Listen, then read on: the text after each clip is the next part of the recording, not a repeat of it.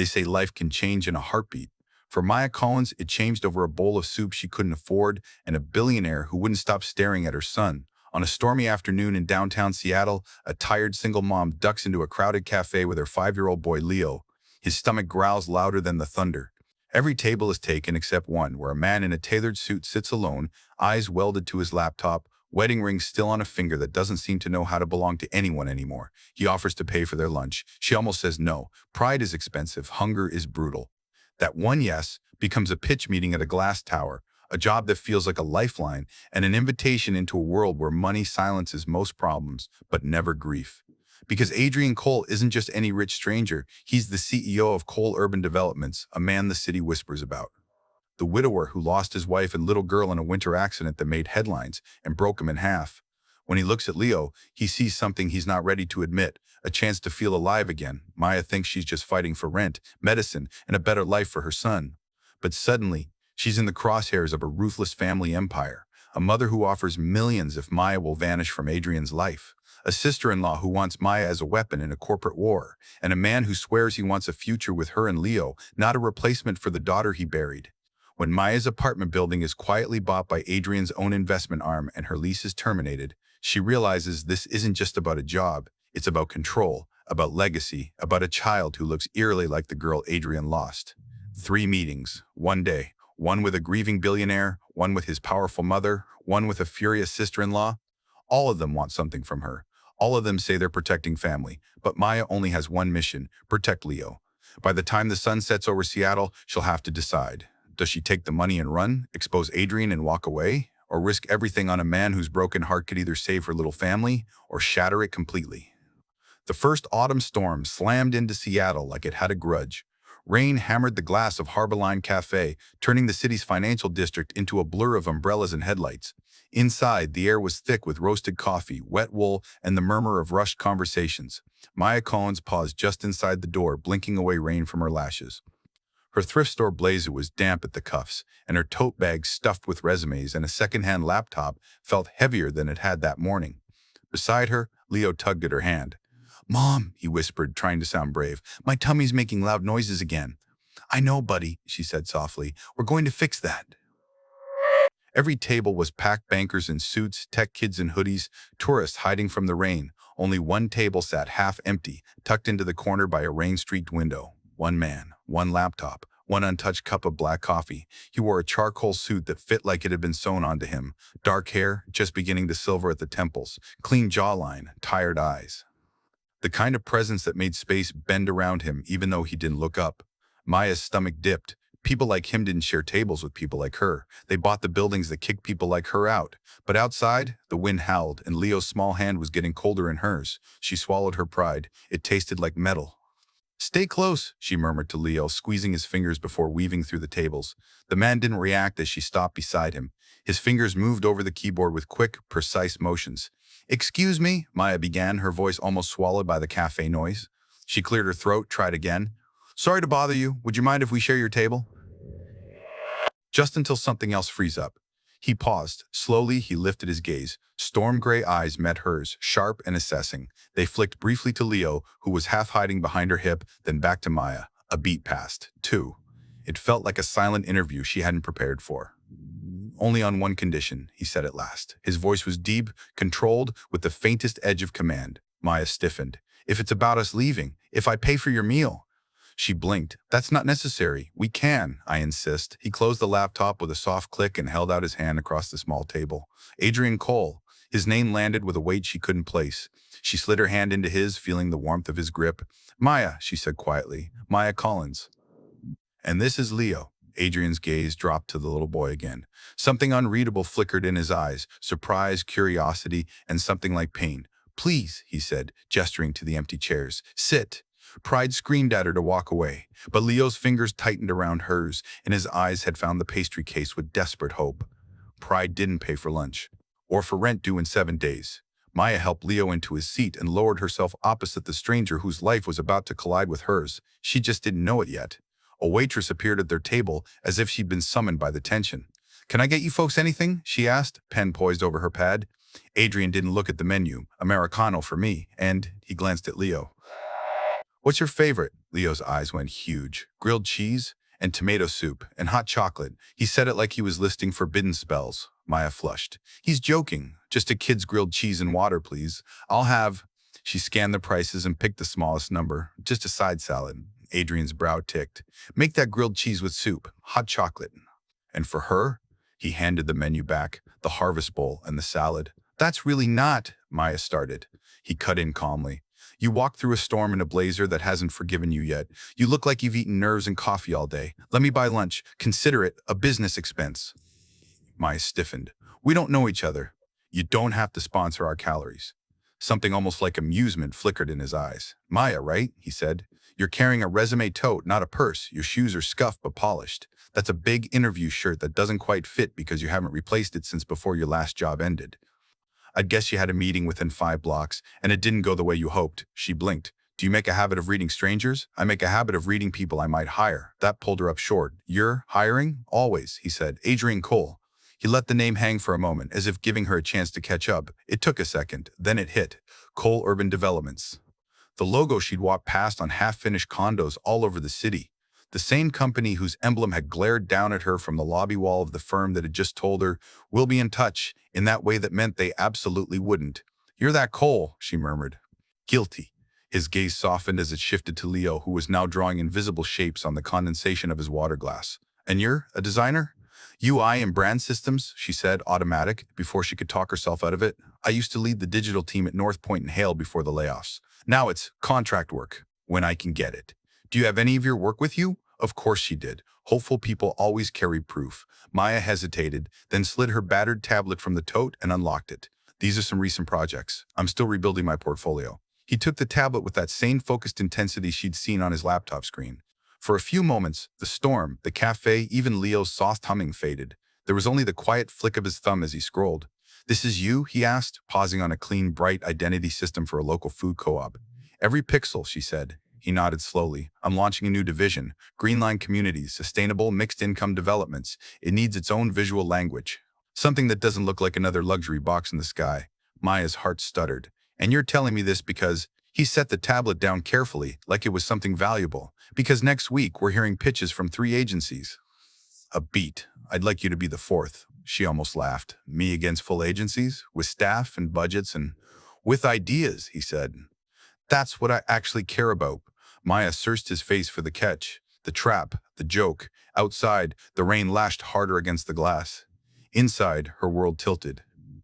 Think of it this way, Adrian added quietly. Worst case, you get a deadline and a free lunch. Best case, this storm is the day everything starts to change. For the next 4 days, Maya lived on caffeine, determination, and the shaky thrill of possibility. After putting Leo to bed each night, she hunched over her secondhand laptop, sketching logo drafts, color palettes, typography choices, her tiny apartment transforming into a battlefield of sticky notes and design concepts. She researched sustainable architecture, community-focused developments, and how to visually express hope without looking naive or cheap. By the morning of the pitch, she was held together by sheer willpower and a cardigan that still smelled faintly like the lavender detergent her mother used to buy. Mom, you're gonna win, Leo declared confidently as he slipped into his shoes. I can feel it in my bones, she laughed. Thank you, Dr. Bones. Even if she didn't win, she needed this. She needed a shot. After dropping Leo with Mrs. Abrams upstairs, Maya boarded the light rail with her portfolio case clutched to her chest like armor. The train rattled its way into the city, stopping right in front of Cole Tower, a skyscraper of glass and mirrored steel that reflected Seattle's gray skies like it owned them. Inside the marble lobby, she felt impossibly small. The receptionist gave her a professional once-over. You're here for the Green Line pitch, Miss Collins, correct? Yes, Maya said, surprised they knew her by sight. Conference room 47C. Others are already inside. Others? Her throat tightened. She'd assumed Adrian meant private presentations, a conversation, something humane. But as she rode the silent elevator upward, her stomach knotted. When the doors opened, she saw them through the glass wall. 3 teams, suits, binders, roller cases of printed materials. A ring light? She stepped into the room, and all 3 agency reps turned toward her like sharks scenting blood. Oh, said one sharply dressed man with slicked back hair. You're the independent. The way he said independent made it sound like unemployed. Yes, Maya replied, forcing her shoulders straight. I'm Maya Collins. A woman in a cobalt blazer flashed a polite smile too sharp to be friendly. Brave of you to come alone. Don't worry, we've all been there. She gestured to her firm's sprawling table display. Eventually, you'll join a real team. Maya didn't answer. Her palms were damp, but her chin lifted. She found an empty seat and set her tablet down, pretending not to notice the sideways glances. The conference door opened again, and for a breath, Maya's lungs loosened. Adrian Cole stepped inside. He wasn't in a suit. He wore a slate jacket and dark sweater, looking somehow both casual and intimidating. His eyes swept the room, landing on hers for just a fraction of a second, just enough to steady her.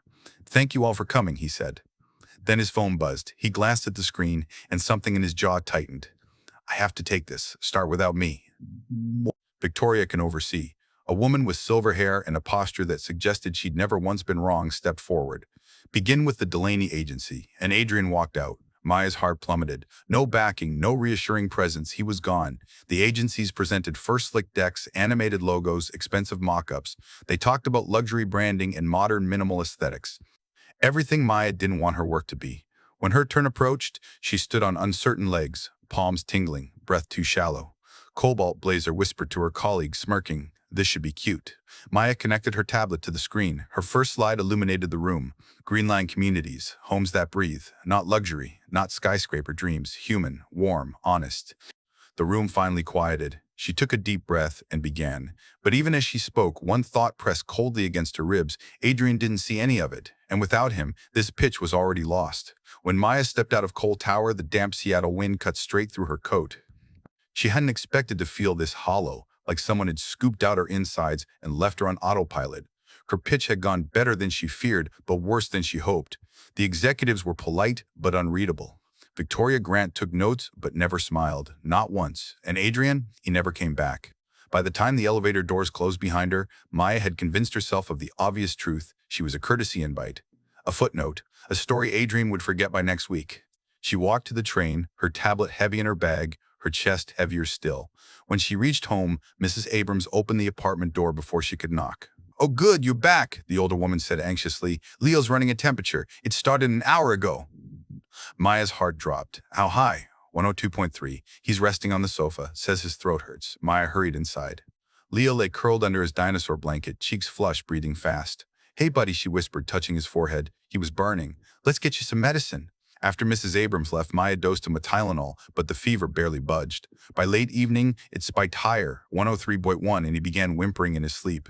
Her panic sharpened. She couldn't wait for a next-day clinic. She bundled him into a rideshare and headed for Harborview ER, her heart pounding every red light of the way. The waiting room was packed. Babies crying, college students coughing, a man holding a towel around a bleeding hand. Maya filled out forms while Leo slept against her shoulder, each breath raspy. "Collins?" a nurse finally called. An hour later, a pediatric ER doctor confirmed it. Severe strep throat.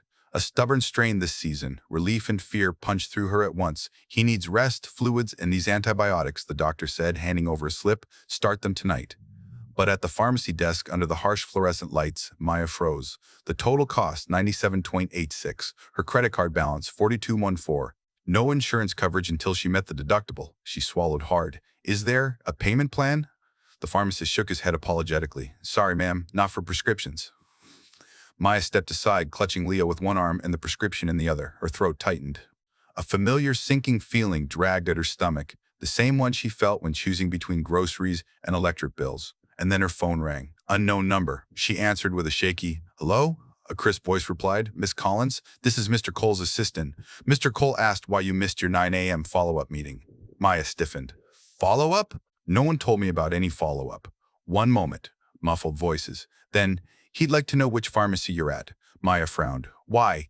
"He didn't specify. Just the pharmacy name, please."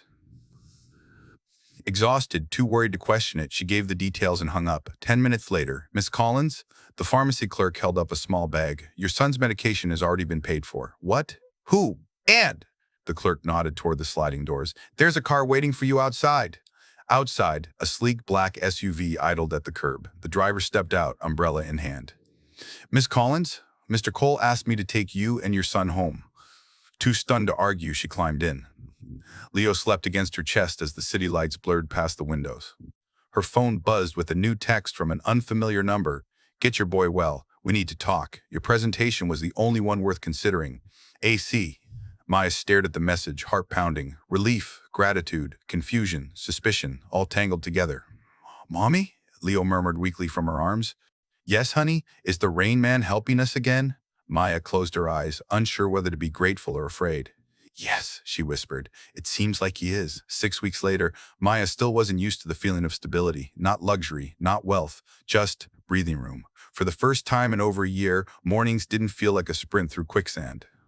Leo had a new backpack, the kind with dinosaurs that roared when you tapped the front pocket. There was always fresh fruit in the fridge. Maya even splurged once on a lavender candle that made the apartment smell like quiet Sundays. After Adrian paid for the ER medication and told his assistant to take care of the paperwork, everything moved fast. 3 days later, Maya got the call. We'd like to offer you the contract for Green Line Communities. A 6-month design consultant role, flexible hours, remote options, double the income she'd ever earned. Maya didn't cry on the phone. She waited until she hung up, then did, quietly, with her hand pressed over her mouth so Leo wouldn't hear. Now, she sat in her cubicle, well, workspace, because Cole Tower didn't do cubicles, putting the finishing touches on a digital mock-up when she sensed someone behind her. Ms. Collins? She turned. It was Gretchen, Adrian's assistant, impeccably polished, always wearing heels that clicked like a metronome of judgment. Mr. Rowe, Cole would like to see you in his office. Maya saved her work and followed Gretchen through the executive corridor. Even after a month, she still felt out of place up here, like a kid sneaking into a museum exhibit marked, "Do not touch." Adrian's office was a corner space flooded with afternoon sunlight, glass walls reflecting the shimmer of Elliott Bay. He stood with his back to her, staring out at the ferries drifting across the water. "Mr. Cole?" she said softly. He turned. And for a moment, just a beat, Maya saw behind the polished CEO exterior. He looked tired, not the usual executive fatigue, but something deeper, hollowed out. "Maya," he said, gesturing toward the seating area. "Come in, sit." "Is something wrong with the project?" "No," he said, lowering himself opposite her. "Quite the opposite. The board's thrilled. You visuals, you're giving Green Line a soul." The compliment caught her off guard. "Thank you, really," Adrian hesitated. "A rare thing for him. I'd like to expand your role." Her pulse spiked. "Expand?" "The initiative is growing faster than we expected," he continued. "We need someone to oversee all visual communication, internal, external, community-facing. You're the right person. You're offering me," she swallowed, "a full-time position, a creative lead position," he clarified, "with a raise, benefits, stock options, long-term growth." She blinked down at the folder he slid across the table. The numbers inside made her breath catch. This wasn't just life-changing, this was generational security. But something tugged at her. Adrian leaned back. "Take your time. Think about it." She nodded slowly. "This is a lot." He softened. "I know." A silence settled, not uncomfortable, just full. "How's Leo?" he asked. The shift in his voice, the gentleness made her pause. "Better, much better. He keeps asking when he'll see you again." A shadow flickered in Adrian's eyes. It was gone almost instantly, but not before she saw it. Pain, memory, something old and unhealed. I'd like that," he said quietly, "to see him properly, both of you." Before she could respond, the office door swung open. A woman in designer heels and a look sharp enough to cut glass stormed inside. "Adrian, we need to talk, now." She froze when she saw Maya. "Oh," the woman said coolly, "I didn't realize you were busy." Adrian stood, jaw tightening. "Vanessa, you weren't expected back until next week." "It's called a change of plans," she replied, folding her arms. "Who's this?" "This is Maya Collins," Adrian said with forced calm. "One of our designers." Vanessa smiled, but it didn't reach her eyes. "Designers." She stretched the word like taffy. "How charming." Maya rose. "I should go. We can finish this later." "No need," Adrian said quickly. "We were just wrapping up." Vanessa arched a brow at his tone. Maya forced a polite nod. "Thank you, Mr. Cole." And as she left the office, closing the door behind her, one thing became painfully clear. Whatever she had just stepped into, it wasn't just a job. It was a family battlefield. Maya tried to shake off the encounter with Vanessa during the elevator ride down, but the woman's icy stare followed her like a shadow. The door slid open onto the main floor, and she stepped out with a knot in her stomach she couldn't quite explain. Back at her workstation, she attempted to focus on a color palette variation, but her mind kept replaying the moment, Vanessa's sharp eyes flicking between her and Adrian, assessing, judging, warning. Was she his ex? His relative? Someone with deeper claims on his life than Maya had any right to step near? Before she could spiral further, her phone buzzed with a message from Mrs. Abrams. "Pick Leo up early today. Building manager is doing another inspection." Maya sighed. That was the third inspection this month. Their apartment building, run down as it was, had suddenly become the hottest target for random checks. Every inspection meant checking outlets, testing smoke alarms, measuring window seals, photographing possible code concerns. It didn't take a genius to see the real motive. They were looking for excuses to raise rents or evict people. Her stomach churned as she packed her bag and headed out. The minute she reached home, she found Leo sitting at the kitchen table with a plate of cookie crumbs beside him and flour on his nose. "Mommy, I helped make cookies," he said proudly. "Yes, he did," Mrs. Abrams whispered, lowering her voice as she reached for her keys. "But listen, be careful. The inspector asked a lot of questions about you. About how long you've lived here, your work hours, even who pays your rent." Maya frowned. "That's not normal, I know, and I don't like the feeling of it." Neither did Maya. After she thanked the older woman and closed the door, she checked the mail slot. A stack of envelopes spilled out. A grocery coupon flyer, a local dentist advertisement, a thin notice from the utility company, an email alert on her phone from the property management company. She clicked it open and froze. Subject: notice of lease termination. Effective immediately. 30 days notice. Her breath caught. No explanation, no reason, no humanity. Just a directive to vacate. Maya scrolled, heart pounding, until she saw the last line. New ownership. Meridian Crest Residential Holdings. Meridian Crest. Her pulse stuttered. That was one of Cole Urban's investment arms, not just affiliated, owned. Her legs nearly gave out. "You've got to be kidding," she whispered. Had Adrian known? Was this connected to the job offer? Or was she just collateral in another corporate decision? Her phone rang again from an unknown number. Maya Collins. The voice was refined, controlled. "This is Eleanor Cole." Eleanor, Adrian's mother. "I understand my son has offered you a position," she said. "We should talk. Tomorrow. Tea at the Windsor Hotel. Noon." "May I ask why?" Maya managed. "For your sake," Eleanor replied smoothly. "And for your son's. There are matters you should know before you entangle yourself further." Maya's grip tightened on the phone. "How did you get my— I have my ways. Noon. Please don't be late." The line clicked dead. Before Maya could process it, another message arrived. This time a text from Adrian. "Just heard about your building. I didn't approve the acquisition. Please meet me at 9 a.m. tomorrow. We need to talk. AC." Then another buzz, another text. "Don't trust him. Whatever he's offering, there's a price. Meet me at 10 a.m. at Rove Society Café. Vanessa." Maya slowly set the phone down on the kitchen counter, her hands trembling. 3 meetings, one day. Adrian, his mother, his sister-in-law, all wanting to protect her in their own way. Leo tugged at her sleeve. "Mommy, why do you look like that?" Maya forced a smile he didn't buy for a second. "Just thinking, baby," because suddenly she realized she wasn't just dealing with a job anymore. She was on the edge of a family war. And somehow, some way, she and Leo were caught in the middle of it. Maya barely slept. Even after tucking Leo in, cleaning the kitchen, and pacing the living room until her feet ached, her mind whirled like a storm that refused to break. Each time she closed her eyes, 3 faces appeared. Adrian, Eleanor, Vanessa. 3 different agendas, 3 different warnings, and one truth she couldn't ignore. Something in that family was broken. Dangerously broken. At 2 a.m., she gave up trying to sleep. Instead, she sat at her small kitchen table, opened her laptop, and typed Adrian Cole family. The search results loaded instantly. She clicked the first article and her breath stopped. Cole, the executive, loses wife and child in tragic winter accident. A photo filled the screen. A younger Adrian, hair shorter, face unlined by grief, his arm around a stunning woman with auburn hair, and in her arms, a little girl with a bright smile. Maya leaned closer. The child, no more than 4, had soft curls, pale blonde, wide blue eyes, a tiny dimple in her left cheek, Leo's cheek. Her chest tightened painfully. The resemblance was eerie, almost surreal. If she didn't know better, she would have sworn they were siblings. She scrolled. Lauren Cole, age 33, and daughter Sophie, age 4, died when their boat capsized during a sudden squall near Whidbey Island. Only the father survived. Maya pressed a hand to her mouth. Sophie, Leo's age, had she lived? She kept reading. Lauren's sister, Vanessa Monroe, filed a wrongful death suit, alleging negligence on Adrian's part for insisting on the trip despite weather warnings.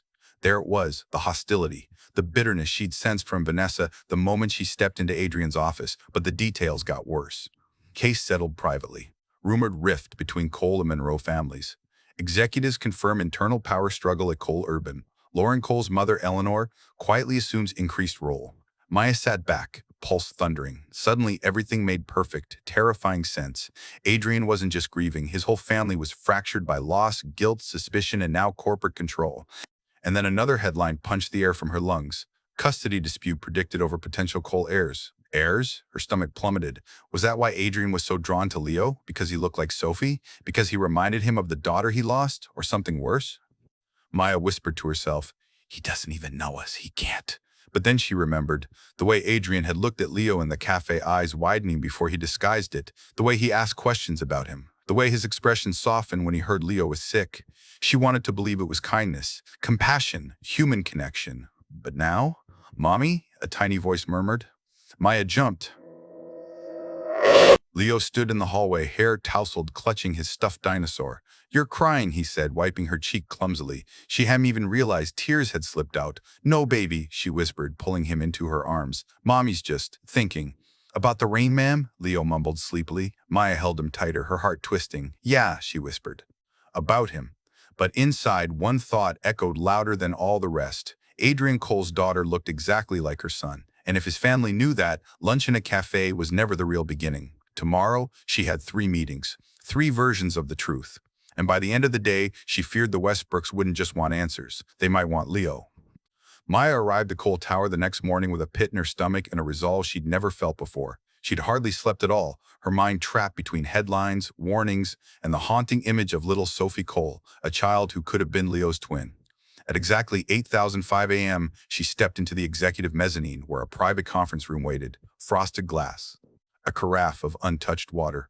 Silence thick enough to choke on. Adrian was already inside, not standing, not commanding the room the way he usually did. He sat at the far end of the table, elbows on his knees, hands clasped together like a man bracing for impact. "Morning, Maya," he said, lifting his head. She didn't answer his greeting. She closed the door behind her and stayed near it, arms crossed. "Start talking," she said quietly. "No charm, no CEO tone, no half-truths, because right now I need to know if you helped us or targeted us." Adrian inhaled sharply. "Targeted? Maya, my building was bought out by your company. Your mother called me last night. Your sister-in-law wants a meeting. And your daughter," Maya's voice cracked before she steadied it. "Your daughter looked just like Leo. You didn't think I'd find that out?" Pain sliced across his expression, but not guilt, not the kind she expected. "I should have told you everything sooner," Adrian murmured, rubbing the bridge of his nose. "But I didn't approach you because of Leo. I didn't even notice the resemblance until later. Explain." He rose slowly, walking to the window. The Seattle skyline glowed gray behind him, but he looked almost translucent, like a man being devoured by memories. "When I met you both in that cafe," he said, voice low, "I'd just come from a shareholders meeting where I was told, again, that I wasn't fit to lead the company long term, that my family's tragedy made me unstable." Maya's eyes narrowed. "And we were what? A distraction?" "No." He turned to face her fully. "You were a reminder that I wasn't dead inside." The rawness in his voice startled her. "I spent 5 years drowning," he continued. "I lost the 2 people I love most, and whether or not Vanessa will ever admit the truth, what happened was an accident. A horrible, ugly accident."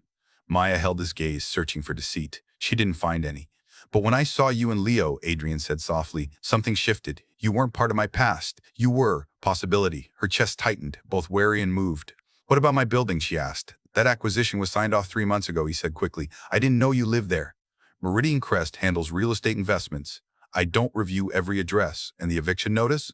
His jaw tensed. "I didn't approve that, but when I found out, I tried to stop it. Too late." "And your mother?"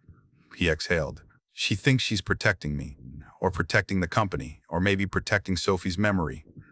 I don't always know anymore." "What about Vanessa?" His expression hardened. "She wants control. She wants revenge. She'll twist anything if it hurts me or elevates her." Maya swallowed hard. The pieces were aligning frighteningly fast. "Then tell me the truth," she said. "Why me?" "Why Leo?" "For once," Adrian said, stepping toward her. "Try to believe the simple answer." He paused, eyes shining with something heavy and fragile. "Because I care. Not about what you represent, not about what Leo reminds me of. I care about you, both of you." Maya's breath caught, part fear, part longing, part disbelief. "I'm not asking you to trust me blindly," Adrian said quietly. "I know I've given you reasons not to, but give me one chance, just one. Let me show you I'm not my mother. I'm not my sister-in-law." He hesitated, voice tightening. "And I'm not the man from those headlines. Not anymore." Maya didn't answer, couldn't, because she had heard truth in his voice. But truth didn't erase danger, not when a powerful family wanted to pull her in or push her out. And certainly not when Leo's future hung in the balance. Maya left Cole Tower with Adrian's confession echoing in her head like a slow-moving storm. She didn't know whether to feel relieved or more afraid than ever, because caring was not the same as being safe. At 9:58 a.m., she arrived at Rogue Society Café, a dim, brick-walled place with Edison bulbs and the smell of burnt espresso. Exactly the kind of spot someone chose when they wanted privacy or leverage. Bianca Monroe, Lauren's younger sister, was already there. She sat in a corner booth, immaculate as always, designer coat, sculpted cheekbones, the kind of confidence born from generational wealth and a lifetime of winning arguments. She didn't stand when Maya approached. "Sit," Bianca said, in a tone that made it clear she was used to being obeyed. Maya slid into the booth across from her, spine straight. Bianca studied her like a biologist examining an insect slide. "You look tired." "Your family has made sure of that," Maya replied coolly. A slow smile curved on Bianca's lips. "Good. You should be tired. Terrified, actually. You're walking into a battlefield you don't understand. Then enlighten me." Bianca leaned forward, lowering her voice. "You think Adrian is just a grieving widower? A lonely CEO who wants to help a struggling designer?" She gave a soft, cold laugh. "My sister thought that too." Maya stiffened. "Your sister loved him. My sister loved lies." Bianca's eyes sharpened. "In the months before the accident, she told me she didn't trust him anymore. Adrian was distant, secretive, coming home later and later. Grief can twist memories," Maya said cautiously. "True, but so can guilt." Maya felt her palms grow damp. "You're implying he caused the accident?" Bianca's smile vanished. "I'm not implying, I'm telling you. Lauren hated boats, hated them. She would never have taken a trip in worsening weather unless someone insisted. Investigators were fed exactly what the Coles wanted fed." Bianca's tone sharpened. "Do you think powerful men let their reputations die just because the truth is inconvenient?" Maya swallowed. "What do you want from me?"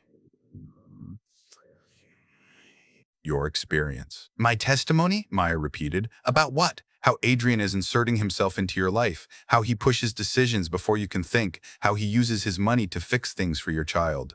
Bianca lifted her cup. "It's a pattern, one we've seen before." Maya's pulse stuttered. She hated how her voice trembled. "You think he's dangerous?" "I know he's dangerous," Bianca replied, "to women who trust him, to children who remind him of what he lost." Maya clenched her fists. "Leo is not his daughter." "No," Bianca said softly. "But tell me, do you believe Adrian knows that in his bones? Or does he look at your little boy and see a second chance at fatherhood? A child he can mold into the ghost he's still grieving?" The air left Maya's lungs. Bianca saw it. She leaned across the table, her perfume sharp and expensive. "My family is fighting to protect Lauren's legacy and the company she helped build. If you help us, if you share your concerns, we can ensure you're protected. We can even compensate you generously." There it was, the motive. The bargain in pretty packaging. "So you want me to weaponize my life," Maya said, voice cold, "to help you attack Adrian? Call it justice." Maya shook her head slowly. "No, you don't care about me or my son. You want power." Bianca's expression chilled. "I want the truth, and I want a man who caused destruction to stop hiding behind sympathy." "And if I say no?" Maya asked. Bianca's smile returned, icy and thin. "Then you'd better hope Adrian's interest in your son doesn't become an obsession." The words landed like a slap, sharp, cold, terrifying. Maya stood abruptly. "I'm not a pawn in your war." "Oh, Mao," Bianca murmured, sipping her coffee. "But you are on the board." Maya turned to leave, and Bianca added, almost casually, "Ask Adrian why Sophie didn't have a life jacket that day." Maya froze, her blood iced, but she didn't look back, because if she did, she wasn't sure what part of her would break first. After Bianca's words, Maya walked the 3 blocks to the Windsor Hotel in a numb, mechanical haze. Her mind replayed the final line over and over. Ask Adrian why Sophie didn't have a life jacket that day. By the time she stepped into the Windsor's lobby, a gleaming place of marble floors, soft jazz, and money that smelled like power, her hands were cold despite the warmth inside. A hostess greeted her politely. "Maya Collins, Mrs. Cole is expecting you." Of course she was. The hostess led Maya to a private alcove where Eleanor Cole sat at a table set for afternoon tea. The older woman looked like royalty, silver hair in a perfect twist. Pearls, a pale blue suit that probably cost more than Maya's annual rent. Eleanor stood gracefully. "Thank you for coming." Maya offered a cautious nod and sat. A server poured tea into delicate china cups before gliding away like the room itself was watching. "Milk? Sugar?" Eleanor asked pleasantly. "No, thank you." The woman smiled, a warm, practiced smile that didn't touch her eyes. "I imagine you're wondering why I asked to meet." Maya didn't bother hiding her edge. "Yes? I would like to know why your family is suddenly so interested in my life." Eleanor folded her hands neatly. "Because you've entered Adrian's orbit, and my son has been through more than most people can comprehend." Maya leaned back. "I'm not trying to replace his wife or his daughter." "I know," Eleanor said gently. "But that does not change what is happening." The controlled tone made Maya more uneasy than anger would have. Adrian is vulnerable, Eleanor continued. He carries guilt he refuses to acknowledge. The company is vulnerable as well. And now you are vulnerable because you've been placed in the center of a fractured family dynamic you never asked for. Maya forced herself to stay still. So what exactly are you offering? Eleanor reached into her handbag and placed a cream-colored envelope on the table. Thick, elegant, heavy. Inside, Maya could already guess, was a life she had never dared to imagine. A trust fund for your son, Eleanor said softly. $2 million. A new home in Portland or Denver. Your choice. A secure position at a reputable design firm where your talent will be nurtured. Full relocation assistance, Maya stared. It was financial freedom, stability, safety, something she had dreamed of for Leo since the moment he was born. What's the catch? She whispered. The simplest one, Eleanor said. You leave Seattle, permanently. You end all contact with Adrian.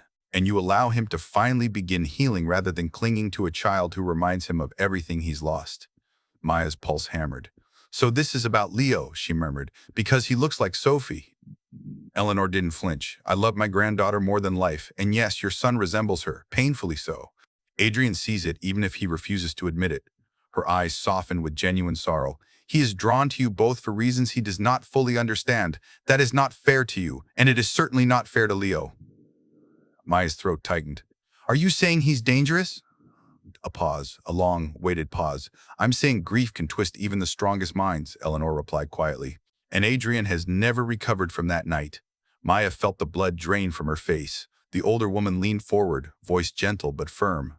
Ms. Collins, I am giving you a way out, one that ensures your son's future and spares you from becoming collateral damage in a family tragedy that has already claimed too much. Maya's voice cracked, barely audible. I need time. Of course, Eleanor said smoothly, but not much. My offer expires in 24 hours. She slid the envelope across the table. It stopped directly in front of Maya's trembling hand. Eleanor stood. Please think carefully. For Leo's sake, I hope you choose peace. And with that, she walked away, graceful, composed, and powerful enough to reshape Maya's entire life with a single conversation. Maya didn't touch the envelope. She just stared at it, feeling the walls of her world tightening. Because now she knew the truth, everyone in the Cole family wanted something, and every version of protection came with a price. Maya left the Windsor Hotel clutching the envelope like it might burn her fingers. The city blurred around her. The traffic, the drizzle, the rush hour crowds, none of it reached her. She felt hollow, conflicted, terrified. She picked up Leo early from Mrs. Abrams. He ran into her arms with his usual enthusiasm, grounding her for a moment. Mommy, can we go to the park? The one with the big maple tree? Normally she'd say no, too tired, too stressed, too much to do. But today she needed air, space, a place where the world didn't feel like it was caving in. Yeah, baby, she whispered. Let's go.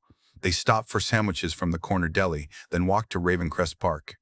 Fall leaves carpeted the ground in fiery shades, the air crisp with the promise of winter. Maya spread a blanket under the huge maple tree, the one Leo loved, and watched him chase leaves like birds in flight. For the first time since sunrise, she exhaled. But peace lasted only minutes. Her mind spun with the 3 paths before her. Path 1, take Eleanor's offer. Security, stability, escape. But it meant uprooting Leo's life and leaving a man who, despite all the warnings, had shown her nothing but surprising tenderness. Path 2, side with Bianca. Expose Adrian, help in the corporate war. But Bianca's eyes were too sharp, too hungry. She didn't want justice. She wanted power. Path 3, stay. Choose Adrian. Build something new. Risk everything. Hope the resemblance between Sophie and Leo didn't drag them into a deeper nightmare. Every path felt dangerous. Every choice felt like it could break something she couldn't fix. Maya put her face in her hands. Please, she whispered to the gray sky, just give me a sign. Mommy, look. Leo's voice rang bright and excited. She lifted her head. And there, walking across the grass toward them was Adrian. Not in a suit, not with his armor on, in jeans, a sweater, hands in his pockets, looking almost human. He stopped a respectful distance away. I called your office, he said softly. They said you'd taken the afternoon off. Leo ran back to Maya and plopped onto the blanket, watching the 2 adults like he sensed something big happening. We're having a picnic, he announced importantly. Do you want to sit with us, Mr. Adrian? Adrian's expression softened. Only if your mom says it's all right. Maya hesitated. He waited. Then, slowly, she nodded. You can stay. Adrian sat on the grass, not too close, not too far, with the kind of caution a man used when approaching a scared animal. I'm guessing you met with my mother, he said quietly. And Bianca, Maya added, his jaw tightened. I'm sorry, they both acted without my knowledge. She swallowed. They think you're unstable. They think you might cling to Leo because he looks like. Sophie, he finished, voice cracking. A terrible, painful silence settled. Then he looked at her, not with power, not with grief, but with truth. Maya, I don't want your son because he reminds me of my daughter. He swallowed hard. I want him and you because for the first time in 5 years, I feel like I can breathe. The word struck like sunlight breaking through clouds. But fear still gnawed. What about your family, the company, the headlines, their noise, he said simply. But you, he reached out, not touching, just offering. You're what's real. Leo ran back holding a leaf. Mr. Adrian, look! It's shaped like a heart. Adrian smiled. So it is. Maya looked between her son beaming and the man who had quietly stepped back into life after losing everything. She felt the tightness in her chest loosen, the answer forming. But she spoke with caution. With one condition, Adrian nodded. Anything. You help us find a new place to live, and you don't own the building. A laugh, small, real, escaped him. Deal. Maya finally exhaled, relief warming her chest. Leo climbed into her lap. Mommy, can Mr. Adrian come to the butterfly garden with us? Maya met Adrian's hopeful eyes. Yes, she said softly. I think he can. As the autumn sun cast golden light over the three of them, Maya realized something. She wasn't choosing risk. She was choosing healing. She was choosing family, the kind you build slowly, gently, from broken pieces. And maybe, just maybe, this unexpected encounter had always been a new beginning in disguise.